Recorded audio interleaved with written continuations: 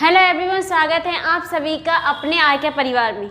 जैसा कि हमारा जो टॉपिक जो चैप्टर चल रहा था वो चल रहा था बरमाला चैप्टर। बरमाला ही चैप्टर में हमने व्यंजन कंप्लीट कर लेते हैं और आज ही हम थोड़ा जो लास्ट जो पॉइंट रह गया था इस चैप्टर में वो स्टार्ट करेंगे। आज हम टॉपिक नर्मित ध्वनियाँ, मतलब नर्मित ध्वनियाँ जो विदेश से आगत ध्वनियाँ हैं उनके बारे में देखेंगे।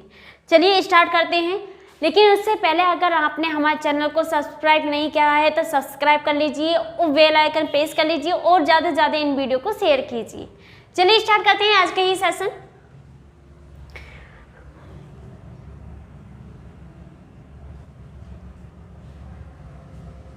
हेडिंग ये आज का ही टॉपिक है नवनिर्मित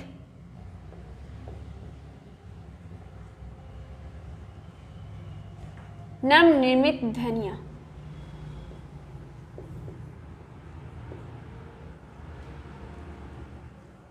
नवनिर्मित ध्वनियाँ या विदेश से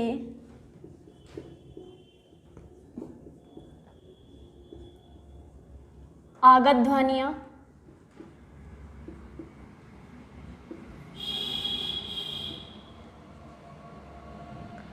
या ग्रहित ध्वनियाँ।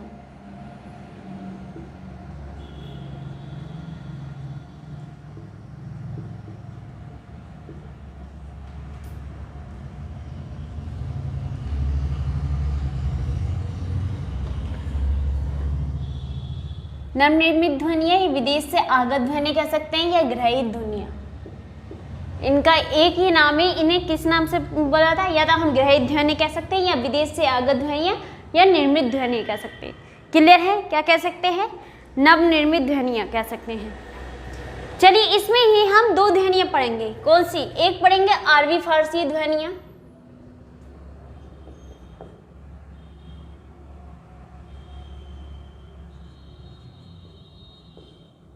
अरबी फारसी ध्वनियाँ,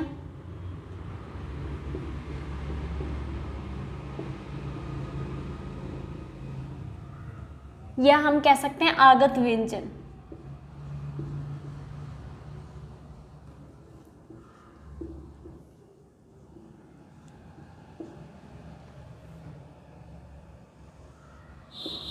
क्या कह सकते हैं? अरबी फारसी ध्वनियाँ या आगत व्यंजन किन्हें कहते हैं? उर्दू भाषा की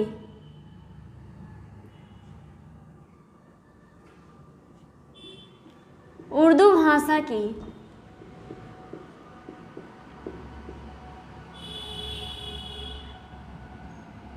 उर्दू भाषा की शब्दों का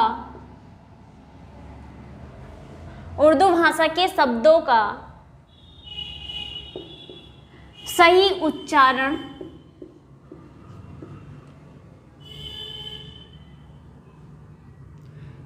उच्चारण करने के लिए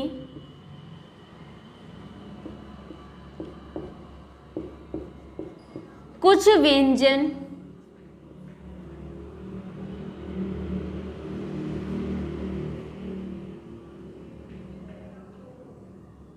कुछ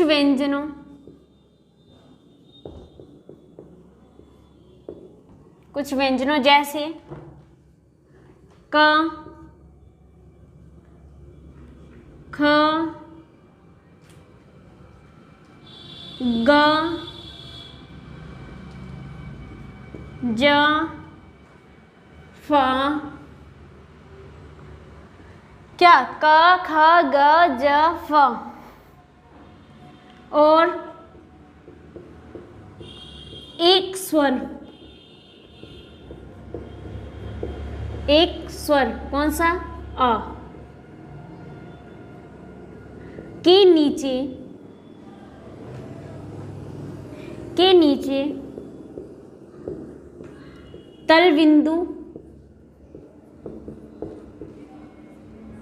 तलबिंदु या नुक्ता, तलबिंदु कह सकते हैं या नुक्ता का ही क्या होता है? ये नुक्ता का प्रयोग करते हैं।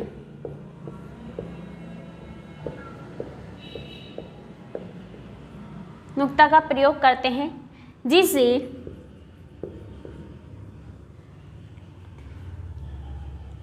जिन्हें आगत व्यंजन कहते हैं।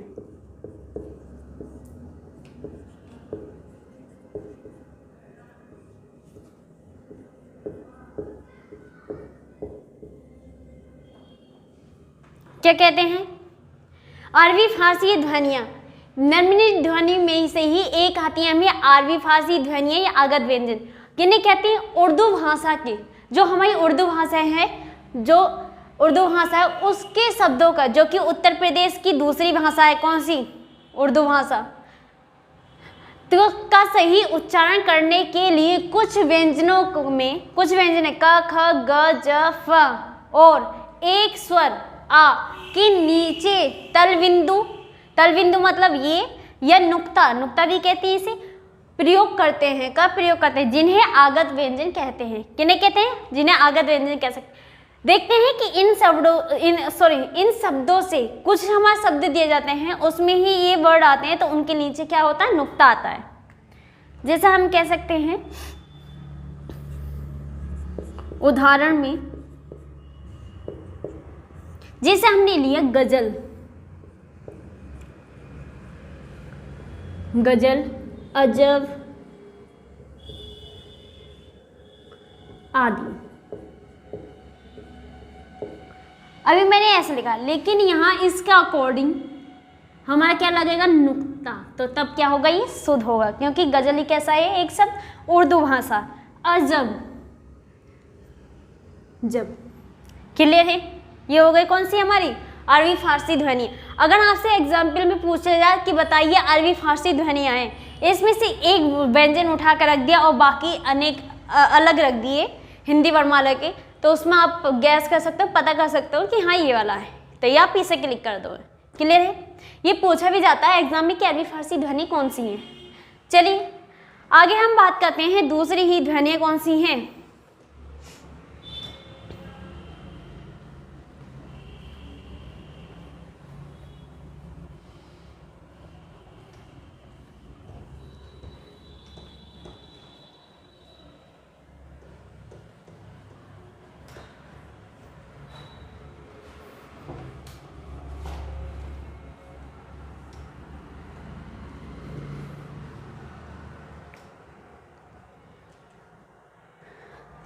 दूसरा आता है हमारा कौन सी?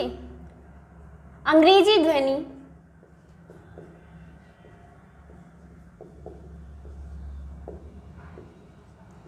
अंग्रेजी ध्वनियाँ या हम कह सकते हैं आगत स्वर।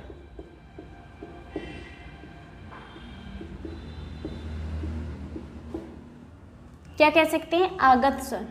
किन्हें कहते हैं अंग्रेजी ध्वनि? अंग्रेजी भाषा की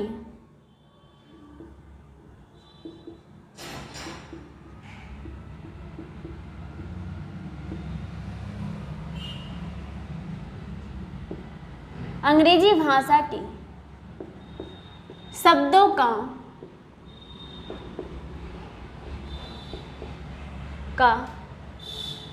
का सही उच्चारण करने के लिए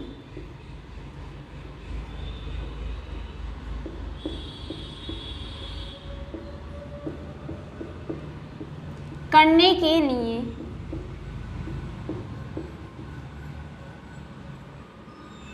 के लिए देवनागरी लिपि में लिखते समय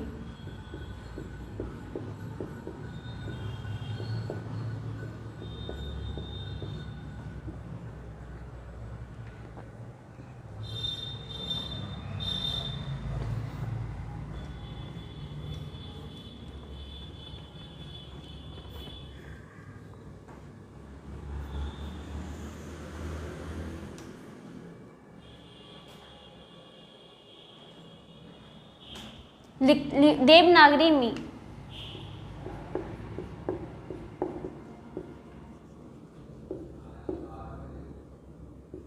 लिखते समय ओ औ अर्धचांद का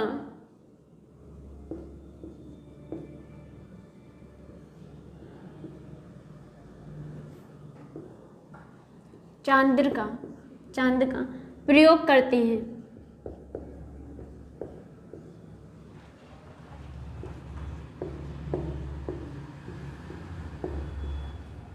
अंग्रेजी भाषा के शब्दों का सही उच्चारण करने के लिए देवनागरी में जब लिखते हैं किसी शब्द को लिखते समय ओ चांद्र का प्रयोग करते हैं, जिन्हें आगत स्वर कहते हैं।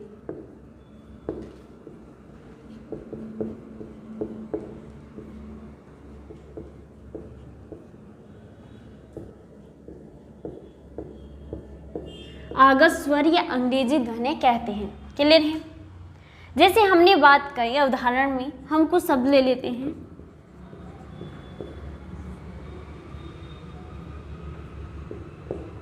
जैसे हमने लिया डॉक्टर,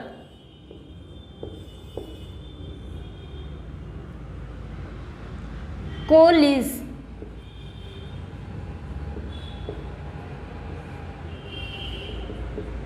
आदि। डॉक्टर, कॉलेज, इस पे आधे चांद का प्रयोग हो जाता है। ये कैसे शब्द हो गए हमारे? अंग्रेजी ध्वनिया क्या अंग्रेजी शब्द हो गए। क्लियर है? अंग्रेजी शब्द हो गए। चलिए हम उसके बाद नेक्स्ट बात करते हैं। पहले आप नोट कर लीजिए।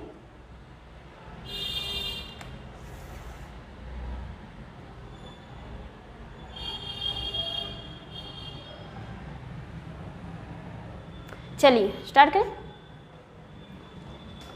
ये हो गई हमारी, क्या हो गई? नवनिर्मित ध्वनियाँ। नवनिर्मित ध्वनियाँ कंप्लीट हो गई।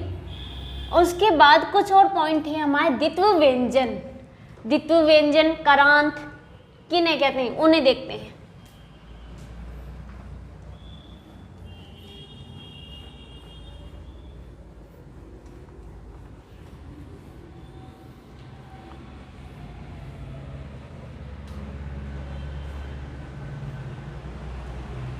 क्या कहते हैं? द्वित्व व्यंजन। क्या रह गया हमारे? द्वित्व व्यंजन रह गया और करांत रह गए। उसमें देखते हैं फिर कि किन्हें किन्हें कहते हैं, क्योंकि कुछ एग्जाम में उदाहरण दिया जाए और आपसे पूछ लिया जाए कि बताइए इसमें द्वित्व व्यंजन वाला उदाहरण कौन सा, करांत किस का है, मतलब किसका है, तो उसमें आप पता नहीं कर सकते क्योंकि उसमें आपको पता ही नहीं होगा। चलिए उसे पढ़ते हैं। क्या है द्वित्व व्यंजन?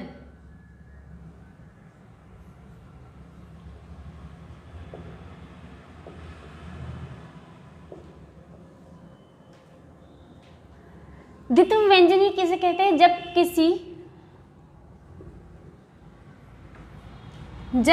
शब्द में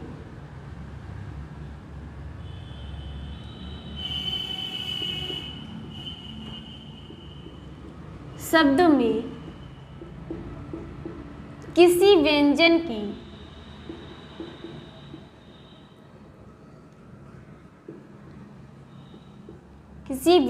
की किसी एक व्यंजन की लगातार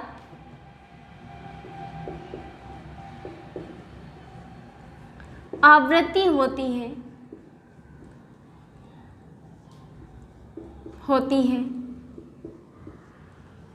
तो उसे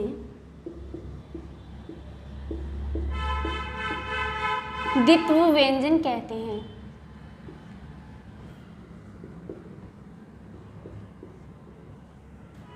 द्वित्व व्यंजन कहते हैं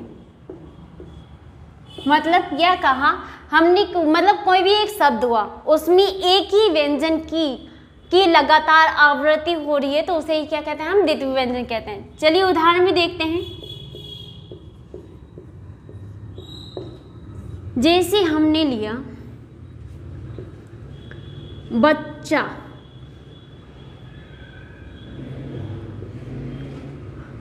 नेक्स्ट लिया दिल्ली,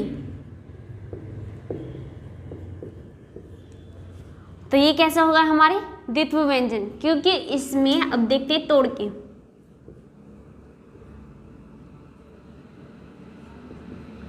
अ चा आ, ये क्या हो गया? बा को हमने आधा लिखा, फिर क्योंकि बा में आ मिक्स है तो आ कर दिया, आधा चा, फिर आधा चा और आ से मिलकर बने हो गया हमारा, इन दोनों से मिलकर ही हमारा क्या बनता है, चा बनता है। तो इसलिए मैंने ई से तोड़ दिया। तो क्या हो गया यहाँ पे हमारे किस व्यंजन की आवृत्ति बार बार हो रही है, लगातार हो रही है, किसकी, चा की। किसकी, एक के बाद दूसरा आ गया, फिर कौन सा व्यंजन आ गया, चा आ गया। एक ही शब्द का, एक ही व्यंजन की आवृत्ति क्या हो गई, दूसरा का हो गई। तो कौन सा हो गया, द्वित्व व्यंजन। जैसे दिल्ली की हम देखें, दी आधा ला है ना, तो आधा ला, ल ई बड़ी, क्या हो गया, दिल्ली। इसे मिलाएंगे तो क्या बन जाएगा हमारा, दिल्ली। क्योंकि यहाँ पे भी ले डबल, एक ही व्यंजन की आवृत्ति क्या हो रही है, दूसरा का हो रही है, मतलब लगातार हो रही है एक के बाद फिर। तो कैसे हो गई, द्वित्व व्यंजन हो गए। क्लियर है। उसके बाद देखते हैं हम करांत। करांत किसे कहते हैं, किसे कहते हैं, करांत।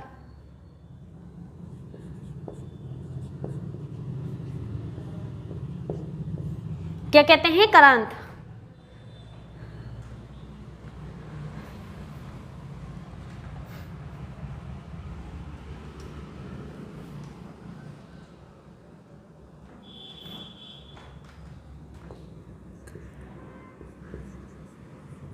जब किसी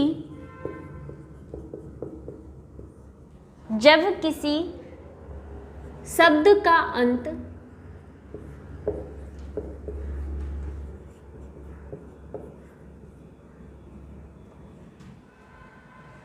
अंत किसी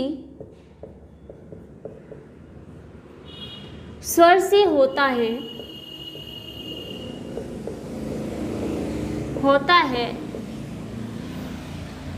जब किसी शब्द का अंत किसी स्वर से होता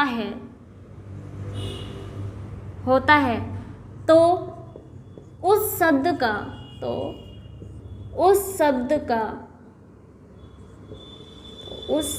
को उस स्वर का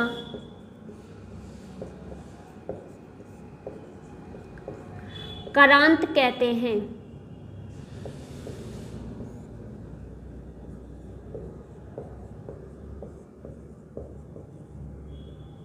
क्या कहते हैं, करांत कहते हैं।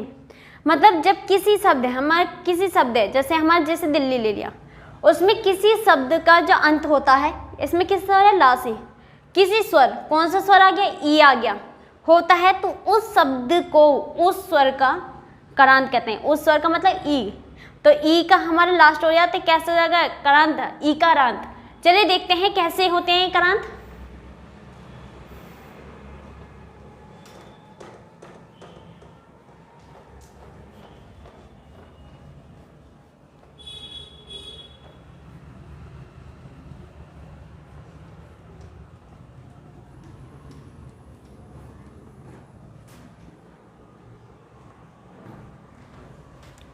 करांत,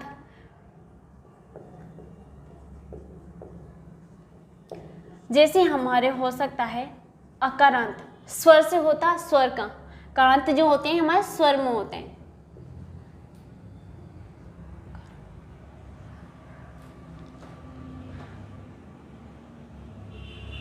आकारांत, आकारांत,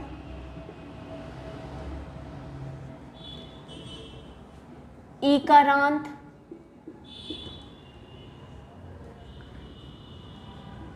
ईकारांत,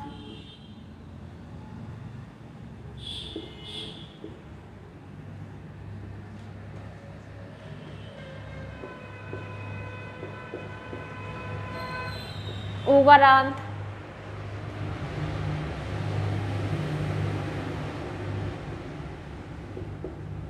रांत, या बीच में हमारे कोई भी स्वर हो उसका करांत लेके ओकारांत तक।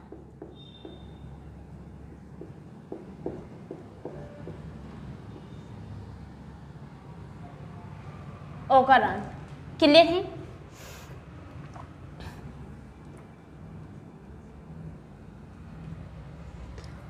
जैसे हमने कुछ उदाहरण लिए,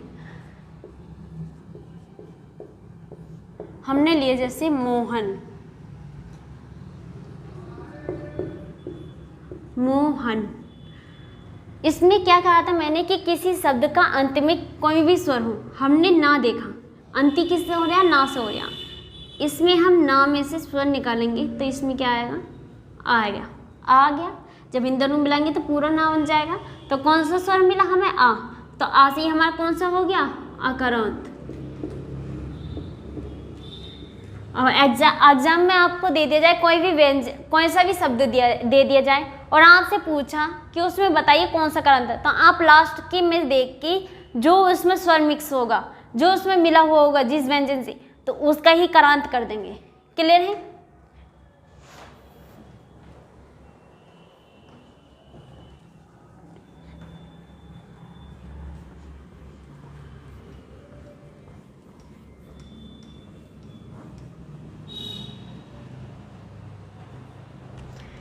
जैसे हमने कुछ और लिया, जैसे हमने लिया राजू, राजू का नाम लिया, राजू शब्द लिया एक। इसमें हमने देखा कि इसका जो अंत हो रहा है, मतलब इस शब्द का लास्ट में क्या है, क्या है,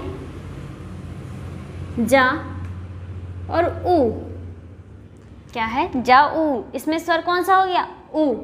तो इसका कौन सा हो जाएगा, उकारांत।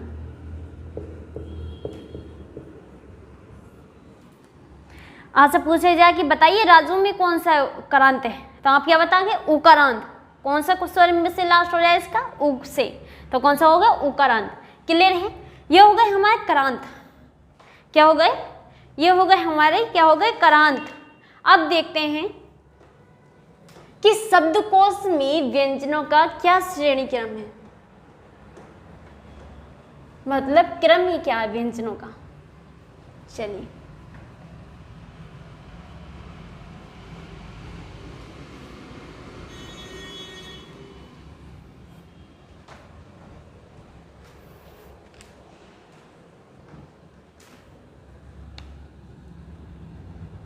हेडिंग ही क्या है, शब्दकोश में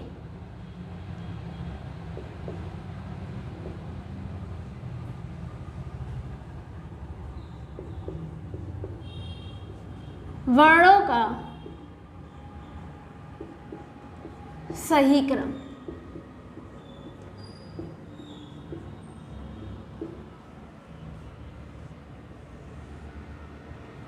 क्या है, शब्दकोश में वर्णों का सही क्रम। पहले हम देखते हैं स्वर का। स्वर हमारे कितने होते हैं, 13 होते हैं। मूल कितने होते हैं, 11 होते हैं। जैसे आ, बड़ा आ, ई, उ,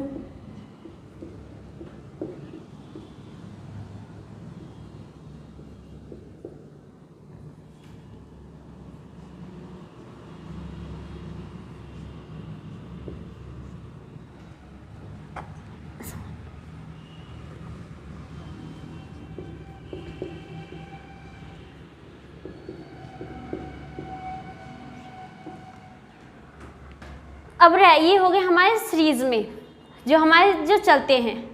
अब इसमें आते हैं हमारे एक और आते हैं, तो सीरीज में हम क्या देखेंगे, अंक लास्ट में आते थे ना, लेकिन शब्दकोश की सीरीज में क्या आ जाएंगे, ये दोनों स्वर आगे। कौन सी, आगे। ये तो सीरीज, जो हमारे जो लास्ट में जो स्वर आते थे वो हमारे दोनों कहाँ आ जाएंगे, आगे आ जाएंगे। क्लियर है? ये हो गए हमारी सीरीज स्वर की। अब देखते हैं व्यंजन की।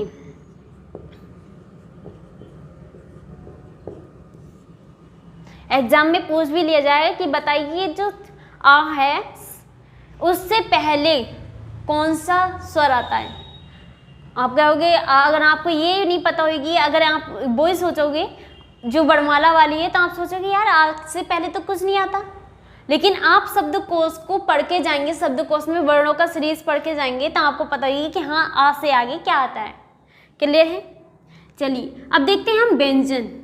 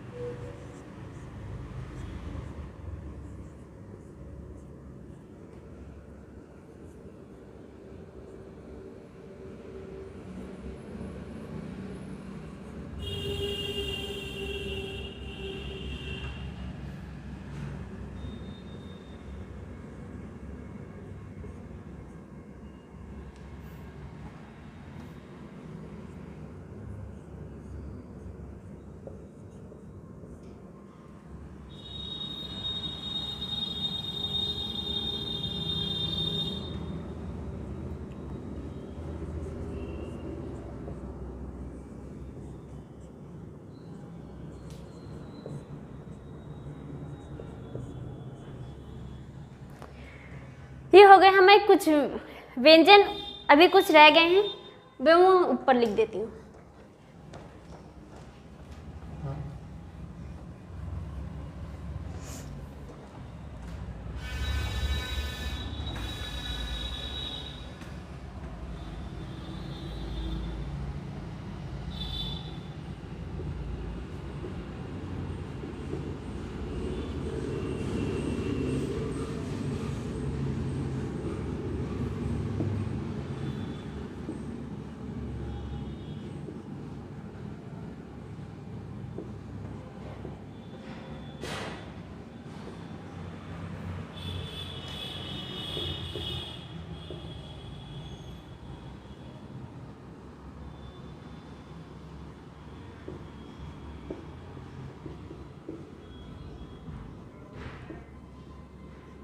हाँ, ये है हमारे परंपरागत रूप से जो 33 थे हमारे व्यंजन, वो हैं। अब इसमें जो सीरीज है उसमें हमारे दुर्गुण व्यंजन और संयुक्त व्यंजन भी शामिल हैं। अब उन्हें देखते हैं कि उन सीरीज को कैसे लगाते हैं। हमारा जो छा था, ये वाला छा, ये किससे मिलकर बना हुआ था? ये बना हुआ था हमारा का और सा से। किससे बना हुआ था? का और सा से। तो जब का और सा से बना हुआ था तो इसके बाद ही क्या आएगा हमारा? छा आएगा। क्या आएगा? छा आएगा। क्लियर है? ये हो गया हमारा का वाला। अब देखते हैं दुर्गुण व्यंजन दो होते हैं हमारे, कौन से होते हैं? ढ ढ। तो ये क्या आएंगे हमारे? यहाँ पर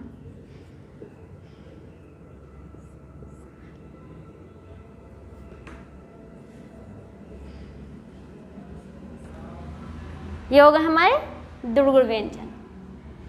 ये आ गए यहाँ पे दुर्गुण व्यंजन। फिर आ गया इसके बाद क्या आएगा हमारा? ता। ता से ही मिलके एक ता और रे, इससे ही मिलके हमारे एक संयुक्त व्यंजन बनता है। कौन सा? वो भी त्रिशूल वाला त्रा। क्या बनता है? त्रिशूल वाला त्रा। तो क्या आ जाएगा यहाँ पे?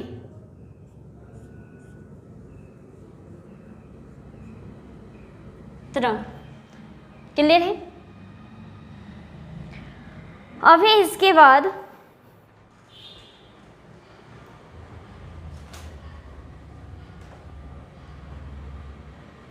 कितने हो गए हमारे? और एक आता है हमारा, यहाँ कहते हैं जा से ही मिलकर हमारे क्या बनता है? ज्ञानी। किससे बनता है? जा और वहाँ से। तो ये यहाँ पे ज्ञानी क्या इसके बाद आएगी? इसके बाद फिर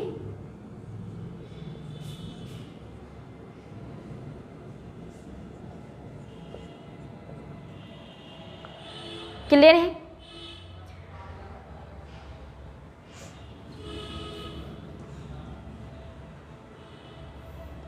फिर इसके बाद क्या आता है हमारे? सा और रे से मिलके क्या कौन सा संयुक्त व्यंजन बनता है हमारा? बनता है श्रमिक वाला सरा। कौन सा? श्रमिक वाला। तो ये कहाँ आएगा हमारा? यहाँ।